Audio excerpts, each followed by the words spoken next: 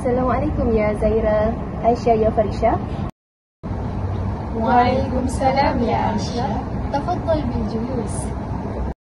Syukran. أريد دعوتكنا لمشاركة في الصف غدا لتعليم الطلاب حروف هجائية.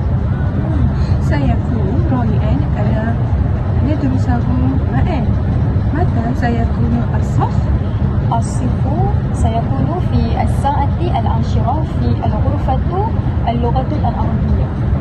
فكرة رائعة، سأحضر بالتأكيد. وأنا أيضا سيكون ممتعا أن أعلمهم في الأسلوب تفاعلي.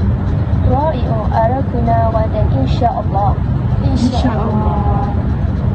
ألف باء تاء ثاء جيم حاء خاء دال ذال راء زاي سين شين صاد ضاد. Saya Siti Nur Aisyah. Saya Zaira boleh panggil Zai. Saya Farisha boleh panggil Farisha. Okey, jadi kami pelajar asas komunikasi bahasa Arab peringkat ketiga. Jadi pada hari ini kami diamanahkan oleh Ustazah untuk mengajar korang berdua lah tentang pengenalan kepada huruf hijaiyah.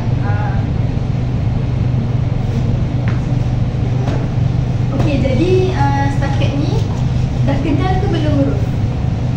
Ke korang tahu, ke ingat nyanyian dia, lagu dia? Ingat lagu je lah, tapi huruf tak kenal. Okey, so ni boleh nampak. Okey, kalau tahu ni huruf apa? Alif. Okey, alif tahu kan? Kalau ada baris di atas? Kalau baris bawah? T. Kalau baris hadapan? Okey, ini huruf last tadi dalam huruf hijaiyah. Betul. Okey, kalau baris atas?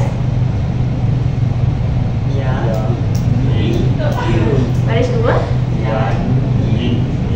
Okey, betul. Dia kita belajar sambung huruf.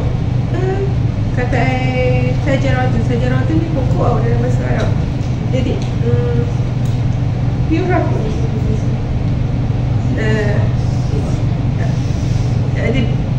pekat sikit. Dia pekat shin.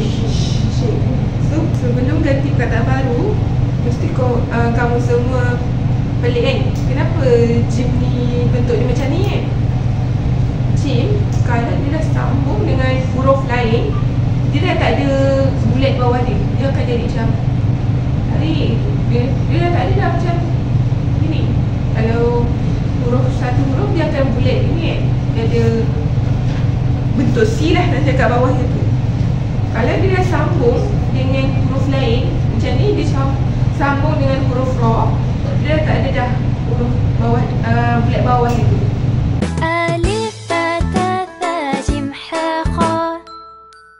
Tadi awak dah belajar kan huruf-huruf? Awak dah faham tak? Ingat tak? Apa kata? Huruf hijaiyah tadi. Okay, saya ada latihan untuk awak.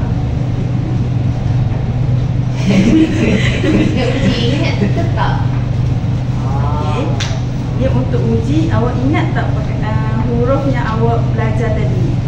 Saya sebut, nanti awak tanda huruf yang saya sebut tu. Boleh. Sampai dapat minggu dulu. Sampai dapat minggu dulu dia menang. Boleh. Okey, dah sedar? Okey, huruf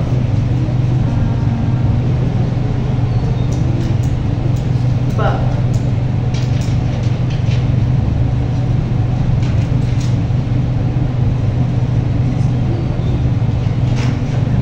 Satu je ba. Ini latihan untuk kat rumah. Ini perkataan Arab